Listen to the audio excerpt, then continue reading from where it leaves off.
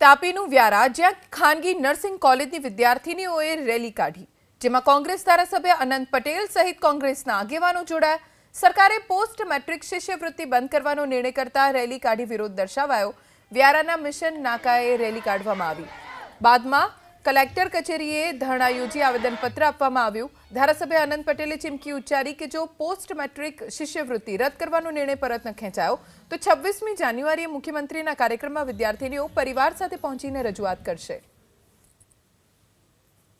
Vacant કોટાની શિષ્યવૃત્તિ જે મળતી હતી આદિવાસી અને એસસી સમાજના વિદ્યાર્થીઓને ચાલુ કરવામાં આવે। અહીંના આદિવાસી સમાજના આગેવાન યુસુફભાઈ, ઉનાજીભાઈ તેમજ જીમી ગામિત તેમજ અન્ય યુવા સાથી મિત્રોની સાથે મોટી સંખ્યામાં વિદ્યાર્થીઓની આ માંગ છે। જો અમારી માંગ ન સ્વીકારવામાં આવશે તો 26મી તારીખનો મુખ્યમંત્રીનો રાજ્ય કક્ષાનો જે કાર્યક્રમ છે એ કાર્યક્રમમાં અમારા વિદ્યાર્થીઓ સપરિવાર પહોંચશે અને પોતાની માંગણી અને લાગણીની વાતો કરશે।